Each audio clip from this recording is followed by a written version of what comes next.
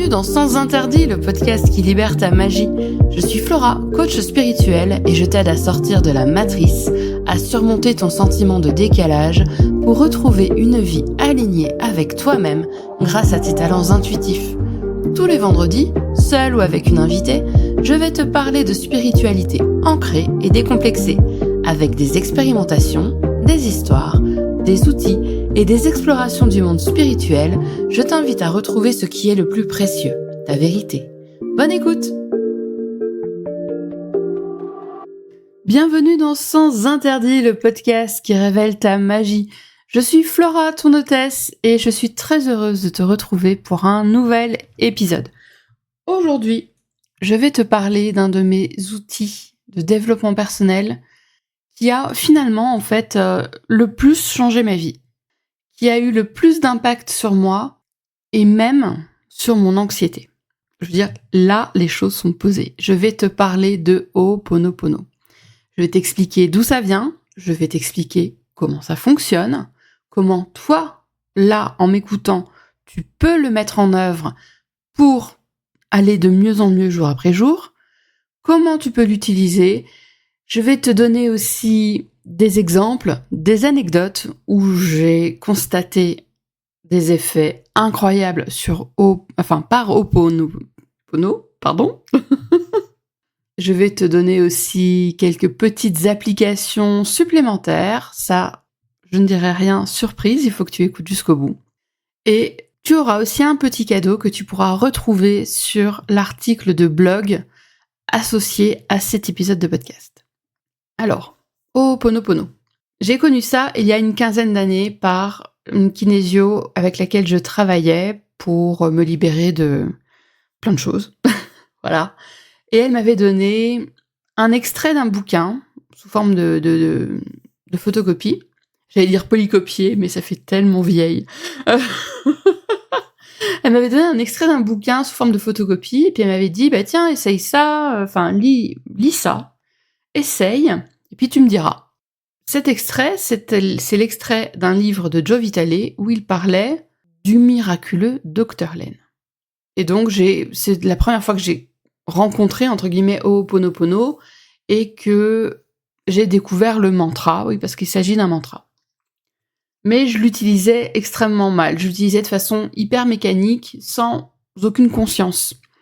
Et là, l'objet de cet épisode, c'est vraiment de t'amener de la conscience, de comprendre précisément ce que tu fais quand tu récites le mantra de Ho'oponopono.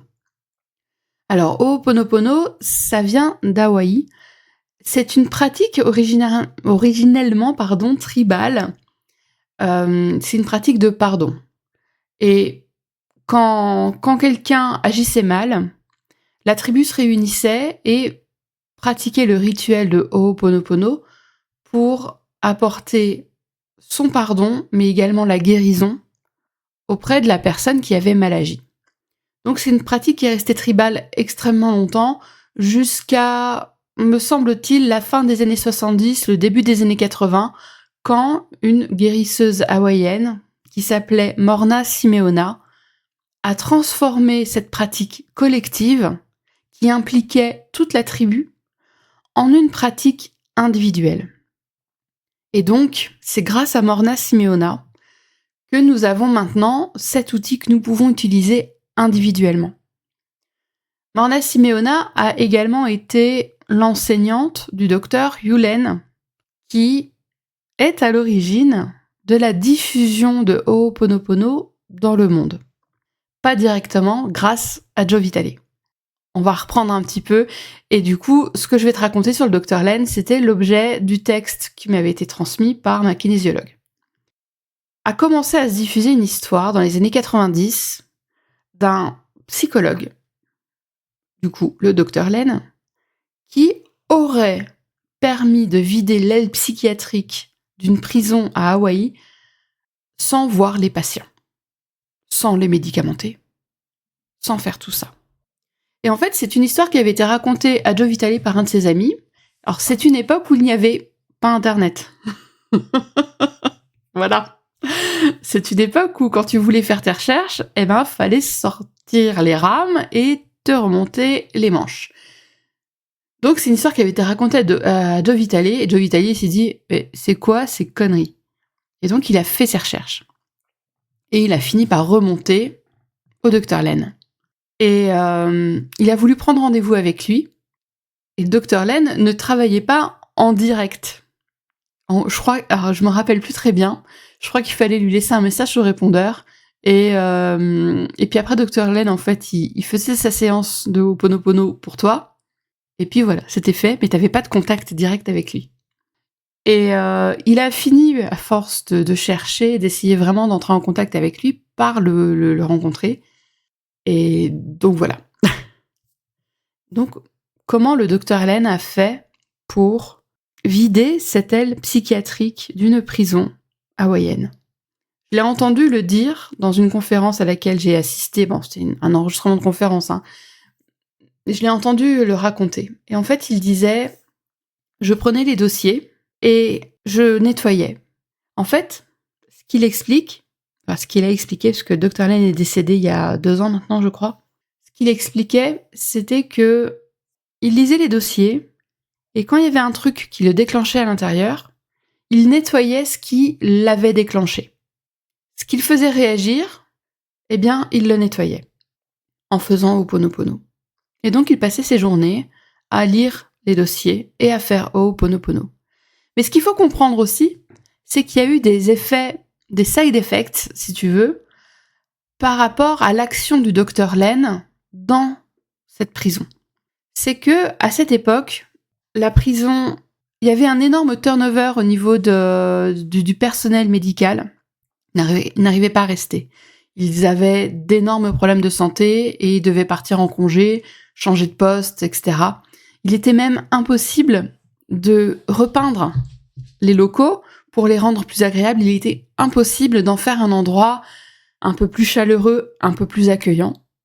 Et à partir du moment où le Dr Len a commencé à opérer, si je puis dire, à faire Ho'oponopono dans son bureau, tout seul, l'ambiance globale a changé. Il a été possible de repeindre les murs. Le personnel soignant se sentait plus heureux, restait plus longtemps, était beaucoup plus en phase. Il y avait beaucoup moins de crises au niveau des prisonniers qui étaient présents dans cette aile. En réalité, il y a une seule personne qui n'a pas pu être, entre guillemets, guérie, et qui n'a pas pu... les autres prisonniers, ils étaient quand même prisonniers, donc ils ont pu sortir de l'aide psychiatrique, mais ils ont fini leur peine, hein. Je veux dire, on n'est quand même pas au pays de Candy. Il y a juste une seule personne qui n'a pas pu être, entre guillemets, guérie par Ho'oponopono, et le Dr Len. Mais sinon, le Dr Len a vidé une aile psychiatrique d'une prison en répétant le mantra « Je suis désolé. S'il te plaît, pardonne-moi. Merci. Je t'aime. » Juste ça.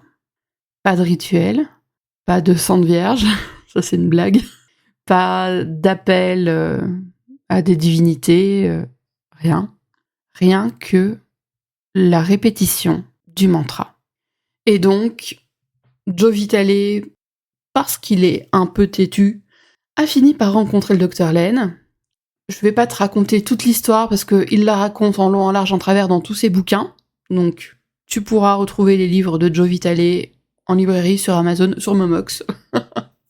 Voilà. Donc, je vais pas raconter toutes les circonvolutions qui ont fait que Joe Vitale a enfin rencontré le Dr Len, mais au final, le Dr Len a appris l'utilisation de Ho'oponopono à Joe Vitale, et ensuite, ils ont commencé à donner des conférences pour enseigner, principalement aux États-Unis, l'utilisation de Ho'oponopono. Comment ça fonctionne? Comment est-ce que le Dr Len a vidé cette aile psychiatrique? On va rester vraiment sur cet exemple-là. Comment il a fait? Pourquoi est-ce qu'il a fait Ho'oponopono? Parce que c'est pas lui qui était en prison, c'est pas lui qui avait commis certains crimes, c'est pas lui qui avait été déclaré comme étant mentalement altéré, enfin peu importe. Et pourtant, c'est lui qui a fait Ho'oponopono. Comme je te l'ai dit un petit peu avant, en lisant les dossiers, il se sentait déclenché, il il sentait une réaction en lui. Et ces réactions-là, le docteur Len les appelait des programmes. C'est comme si nous avions énergétiquement tout un tas de programmes, et qu'au moment où on réagit mal, c'est qu'on a des données qui sont altérées dans notre programme. Et donc, il répétait le mantra, mais je vais t'expliquer chacun des mots du mantra en ayant en tête justement cette idée de données altérées en nous. Je suis désolée. Je suis désolée d'avoir ce programme qui est altéré en moi. S'il te plaît, pardonne-moi. C'est s'il te plaît, pardonne-moi d'avoir ces données erronées en moi. Merci. Merci de me montrer que j'ai ces données qui sont altérées. Merci de me le montrer parce que de cette façon, eh bien, je vais prendre ma responsabilité et je vais faire en sorte de libérer ces données erronées. Je t'aime. Je t'aime, c'est je t'aime le divin, l'univers. Je t'aime qu'on se dit à soi. Je t'aime ce que je dis également à ces données erronées qui sont en moi. Parce qu'on est vraiment dans une acceptation complète de notre responsabilité, de notre empreinte dans le monde, mais on n'est pas dans le rejet. On n'est pas dans le fait de mettre, encore une fois, les choses sous le tapis.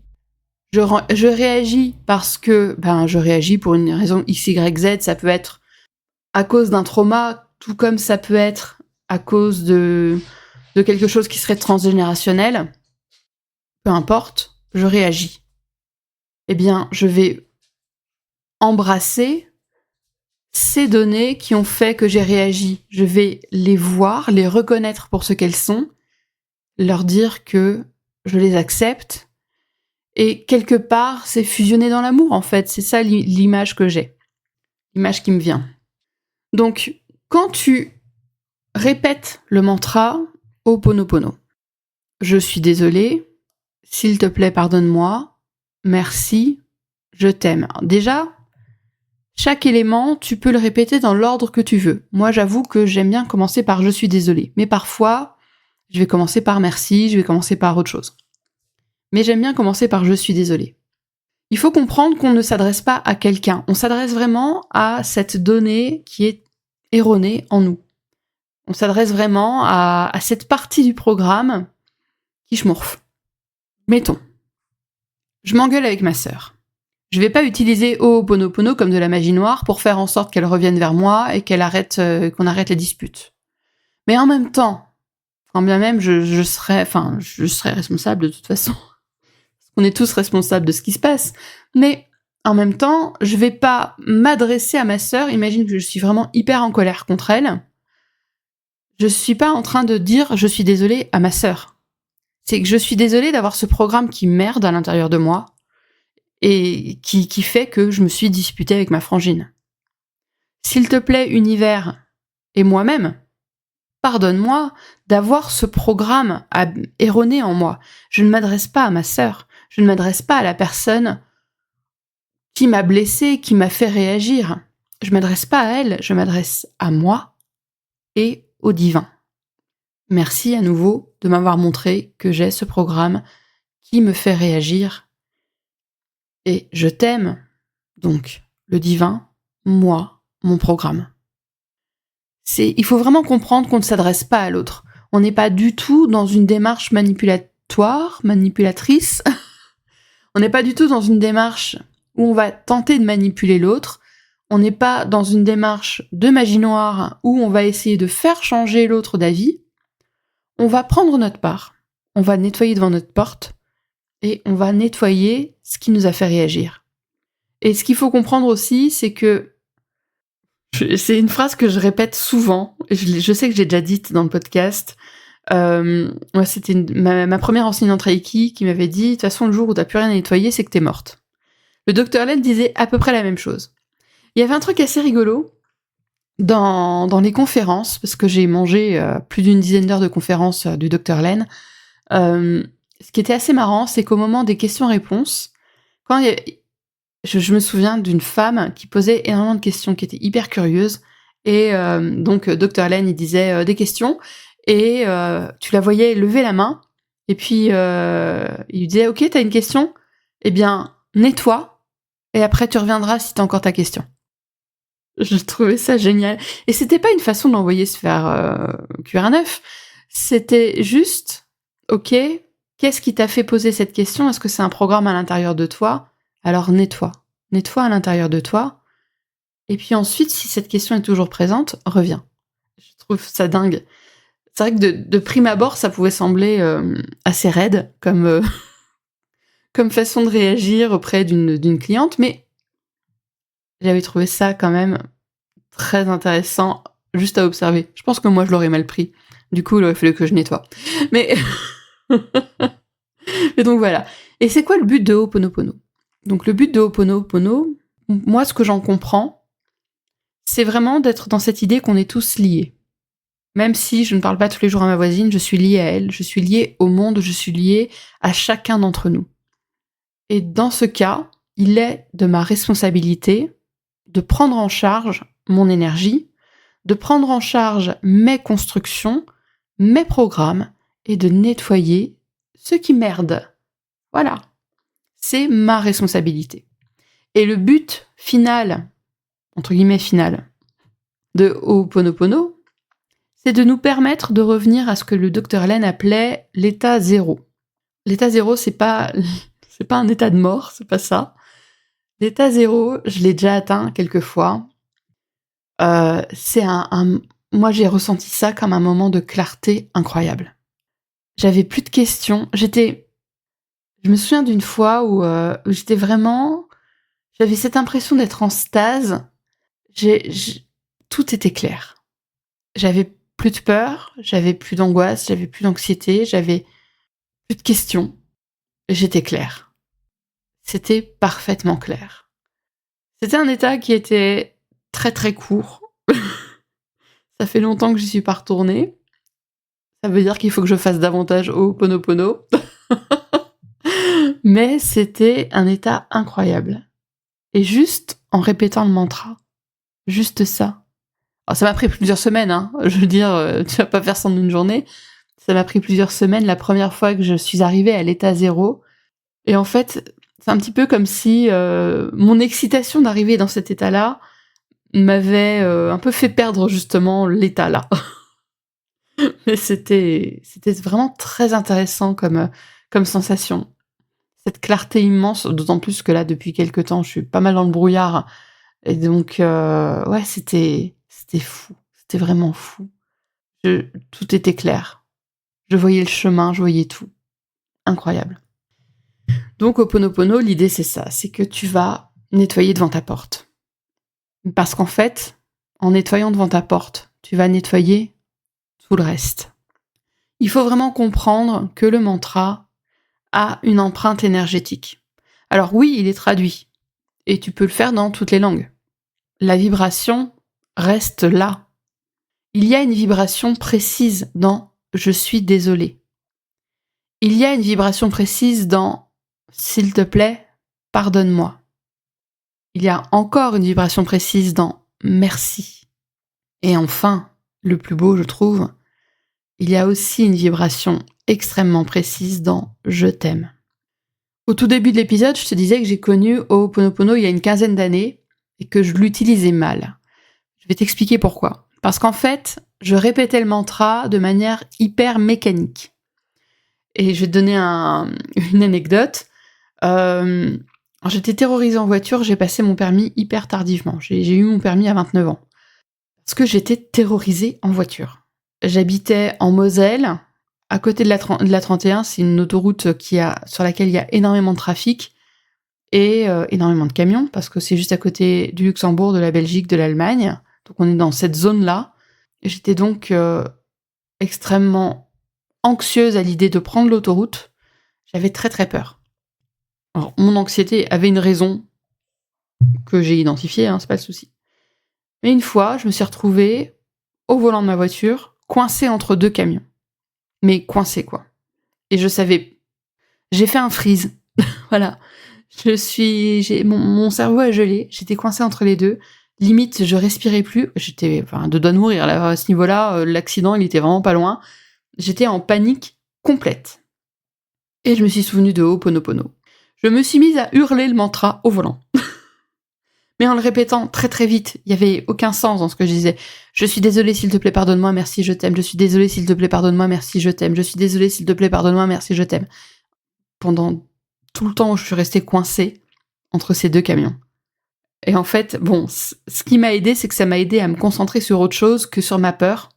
Très clairement, c'était pas une bonne utilisation, si je puis dire. Parce que je ne laissais pas le temps aux mots d'infuser. Tel que je le pratique maintenant, je laisse... Alors, je peux le dire à voix haute, tout comme je peux aussi simplement le prononcer dans ma tête. Mais je laisse le temps aux mots de se diffuser en moi. Je vais donner une métaphore un peu d'alcoolique, mais j'aime le vin, j'aime le bon vin. Et si tu veux, je laisse un peu rouler les mots sous ma langue comme on ferait rouler un bon vin, pour bien goûter et bien développer ses saveurs. C'est comme ça, en fait, que je pratique Ho'oponopono maintenant. C'est je suis désolée, et je laisse s'infuser en moi l'énergie de ces mots-là. S'il te plaît, pardonne-moi, pareil. Et je continue, jusqu'à ce que je me sente plus légère, que je sente moins une contraction en moi, que je me sente plus calme. Donc Ho'oponopono, je pense qu'il faut vraiment laisser le temps aux mots d'infuser en nous. Laisser le temps à l'énergie de se diffuser en nous. C'est un petit peu comme si c'est comme si t'avais une maison de 150 mètres carrés et que tu passais l'aspirateur en 5 minutes. On est d'accord que tu peux pas le faire correctement. Il faut prendre le temps de bien faire dans les coins, bien faire au niveau des plafonds, etc. À Ho'oponopono, c'est pareil. On n'est pas là pour faire du performatif, on est là pour prendre le temps. Je suis en train de penser à un de mes amis qui a une entreprise de nettoyage et qui va faire les volets à la brosse à dents. Ça, peut-être pas jusque-là, mais au moins prendre le temps. Alors, au quotidien, comment tu peux t'en servir ? Déjà, personnellement, ce que je fais, alors j'avoue que je l'ai pas fait ce matin parce que j'étais réveillée par 2 Pokémon, mais 2 Pokémon qui font waf. Ce que je fais, déjà, c'est que je le fais le matin et je le fais le soir avant de m'endormir. Donc en gros, les premières pensées que je vais avoir le matin, ça va être « Je suis désolée, s'il te plaît, pardonne-moi, merci, je t'aime ». Que je répète 3, 4, 5 fois pour bien commencer ma journée. Et le soir, pour nettoyer un petit peu la journée aussi, pareil. Au moment du coucher, dans ma tête, je répète « Je suis désolée, s'il te plaît, pardonne-moi, merci, je t'aime ». Et je le répète plusieurs fois. Je le répète également quand je me réveille la nuit. Miss Insomnie, hello. Donc je le répète aussi quand la nuit, je vais me réveiller pour me détendre et pour nettoyer en fait l'anxiété, parce que généralement c'est à cause de l'anxiété, pour nettoyer l'anxiété qui m'empêche de me rendormir. Et donc je le répète. Je le répète en boucle pour nettoyer et m'alléger. Déjà, rien qu'en faisant ça, tu vas observer une forme de shift à l'intérieur de toi. Mais je vais te donner un exemple, quand j'étais à ESH, de magie avec Ho'oponopono, en genre 3 minutes. Les gamins, alors je travaillais dans un collège. J'étais dans 2 classes, et le lundi matin à 8h, j'étais en français avec une des 2 classes dans lesquelles je travaillais. Les gamins avaient réussi à emmerder leur prof de français pendant le week-end. Vive, Pronote et mon bureau numérique. Ils avaient réussi à la faire monter au plafond comme ça de bon matin. Enfin, déjà tout le week-end. Donc le lundi matin, elle est arrivée, elle était remontée comme un coucou. Elle était de très très mauvaise humeur. Elle a commencé par hurler. Il se trouve que c'était une classe très insolente. Donc les gamins en question ont mis de l'huile sur le feu. Enfin bref, c'est parti en friche. 8h du mat. Perso, les cris, j'aime pas ça. Ça me frise. Voilà. J'avais le gamin à côté de moi, le gamin avec lequel pour lequel j'étais là, qui me dit « Mais on fait quoi ? Mais on fait quoi ? Mais on fait quoi ?» Alors je lui ai dit « Bon, fais genre t'es en train de dire, et laisse-moi faire. Ne parle pas, t'as le nez sur un bouquin, tu dis rien. » Et moi, j'ai fait Ho'oponopono pendant 2-3 minutes. Dans ma tête, je me suis pas levée en classe pour déclamer « Je suis désolée, s'il te plaît, pardonne-moi, merci, je t'aime ». Non, je l'ai fait dans ma tête. Et moi, j'étais concentrée, j'étais là. Déjà parce qu'en fait, il fallait que je nettoie mon angoisse intérieure. Il fallait que je nettoie le fait que j'étais complètement bloquée au niveau de mon système nerveux par rapport à la prof qui était super énervée. Il fallait que je nettoie également la colère que je ressentais à l'encontre des gamins qui avaient emmerdé la prof pendant le week-end. Donc, il fallait que je nettoie tout ça. Donc, j'ai commencé par nettoyer ça. Mais je me nettoyais moi.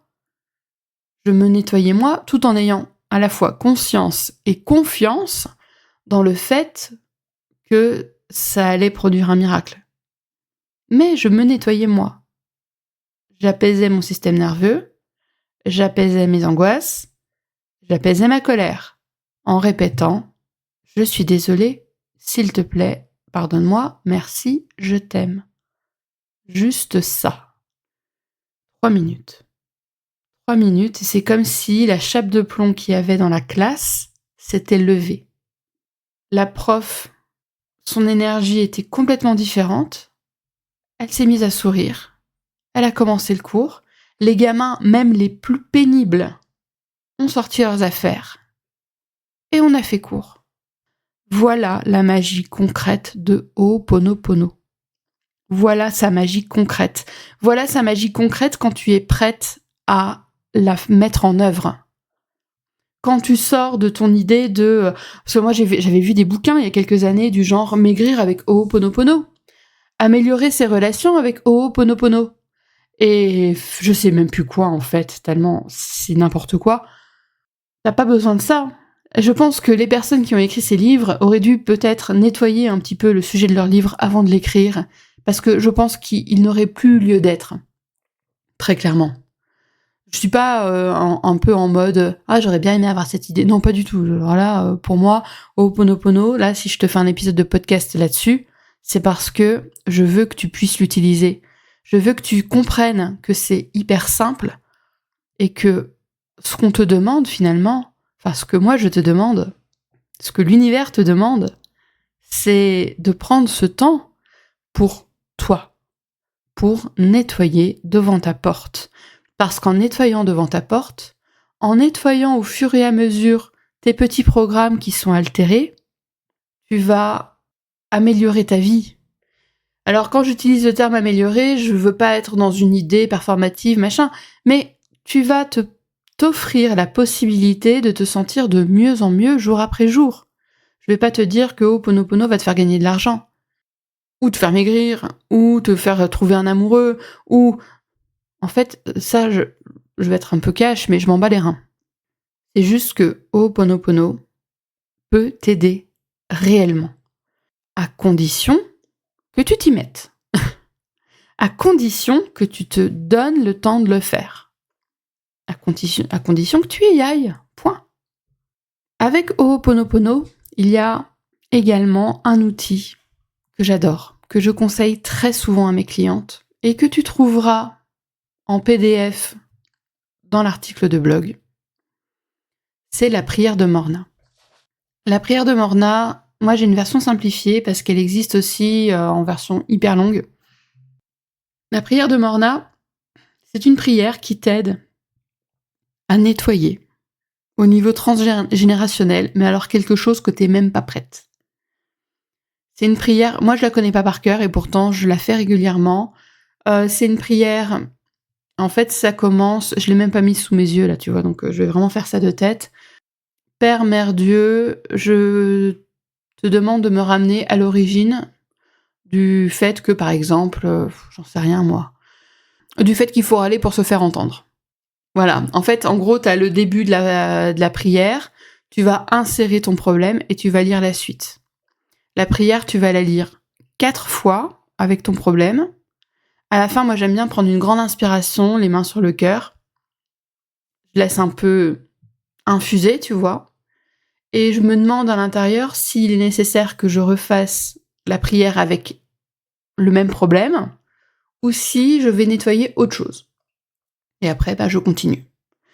Moi, je fais comme ça, parce que les cordonniers sont souvent les plus mal chaussés. Du coup, je ne me prends jamais de temps pour prendre soin de moi de cette façon. Et donc, quand je le fais, je prends 1 heure et demie, puis alors là, j'y vais, quoi. Mais tu peux le faire une fois, avec un problème là qui te prend le chou. Par exemple, tu as du mal à te sentir légitime dans ce que tu fais. Tu as du mal à gérer ton argent. Tu peux avoir du mal à gérer ta colère. Ben, ces problèmes-là, tu les insères dans la prière, tu la lis 4 fois, tu prends une grande inspiration à la fin, et puis tu peux retourner à tes occupations. Ce que je trouve, moi c'est comme ça que je perçois en fait le fonctionnement de la prière de Morna, c'est comme si, en fait, elle désclérosait ce qui nous coince. C'est comme si on était alors ça va être pas très glamour comme métaphore, c'est comme si on était une sorte de tuyau d'évacuation qui était tout sale, qui était plein de caca, ou de poussière si tu veux. Qui était plein de poussière, plein de terre, enfin tu vois, très sclérosé.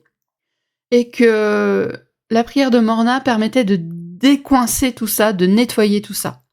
Alors, moi, souvent, ça m'arrive d'avoir des périodes où, justement, je vais faire la prière de Morna et j'ai l'impression que c'est encore pire derrière, parce que c'est comme s'il y avait eu de la tempête dans ces eaux stagnantes, et ensuite, ça permet de faire partir. Comme on dit en anglais, flush the shit. Ça aide justement à décoincer tout ce qui était stagnant, tout ce qui était sclérosé, pour ensuite pouvoir poursuivre notre processus de guérison. La prière de Morna, pareil, c'est un cadeau que je t'offre. C'est un cadeau que je t'offre, tu peux la trouver dans des bouquins, tu peux la trouver gratuitement sur Internet, je veux dire, voilà. Mais là, je te la mets devant ton nez en termes de conscience. Ça existe. Et pour te donner un exemple, moi j'ai grandi avec l'idée que quand tu avais un don, tu pouvais pas te faire payer parce que le don venait de Dieu. C'est une croyance limitante qui me vient, entre autres, de mon arrière-grand-mère, qui était voyante. Et c'est à cause de ça que pendant près de 20 ans, aussi bien les cartes que les soins énergétiques, je ne me faisais pas rémunérer, je n'étais pas capable de demander parce que j'estimais que j'allais à l'encontre de cette vision très romantique et romanesque de la guérisseuse, de la voyante, etc. Donc c'était ma vision qui m'a été transmise par mon arrière-grand-mère. Et un jour, je me suis dit, mais meuf, vas-y, fais la prière de Morna. J'ai fait la prière de Morna là-dessus. Ça m'a fait un bien fou, ça m'a enlevé comme un carcan que j'avais autour de moi et qui m'empêchait de faire valoir la qualité de ce que je propose. Voilà, je te donne juste un exemple. Mais toi aussi, tu as des pensées limitantes, toi aussi, tu as des carcans autour de toi qui t'empêchent d'exprimer ton meilleur potentiel. Essaye la prière de Morna. C'est un cadeau que je te fais, tu vas l'avoir en PDF sur mon site web. Essaye. C'est gratuit. Ça ne mange pas de pain, comme dirait l'autre. T'as rien à perdre. Ho'oponopono, la prière de Morna. Essaye ça. Je vais m'arrêter là pour cet épisode de podcast. J'espère que il t'aura plu. J'espère que tu vas essayer Ho'oponopono et pas genre essayer pendant 3 jours. Essaye pendant au moins 3 semaines, voire plus. Essaye un peu le matin, un peu le soir. Essaye. Essaye Ho'oponopono parce que véritablement, ça peut changer ta vie. Ça peut t'aider à te libérer de croyances limitantes, de certaines formes d'anxiété. Ça peut vraiment t'aider. Alors évidemment, je vais quand même faire une petite précision. Je ne te dis pas que ça va te guérir entièrement par rapport à ta santé mentale, par rapport à ton anxiété, etc. Je ne le dis pas. Si tu en ressens le besoin, il est évident qu'il est important de te faire adresser à un professionnel de santé mentale. Néanmoins, personnellement, je suis une hyper-anxieuse. Et Ho'oponopono m'aide à opérer. Ça m'aide à ne pas être en permanence coincée à cause de mon anxiété. Donc c'est pour ça que je t'en parle. Mais tout comme ça m'aide également à ne pas rester coincée dans ma colère, quand je me sens en colère.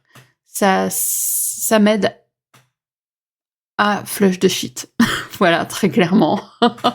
Ça m'aide à tirer la chasse. Ça m'aide à me nettoyer intérieurement pour pouvoir être dans les meilleures conditions possibles pour mon entourage et également pour mes clientes. Je te remercie pour ton écoute. Je t'invite à aller consulter mon article sur mon blog où tu trouveras le PDF de la prière de Morna. Si tu as des questions, tu peux me laisser un commentaire sur le podcast, sur YouTube ou encore sur mon article de blog, sur mes réseaux sociaux. Bref, il y a plein d'endroits où tu peux me retrouver et je te dis à la semaine prochaine. À bientôt!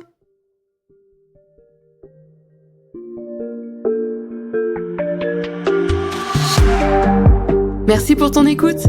J'espère que cet épisode t'a plu. Je t'invite à le partager avec une personne qui peut en avoir besoin et à me laisser un commentaire.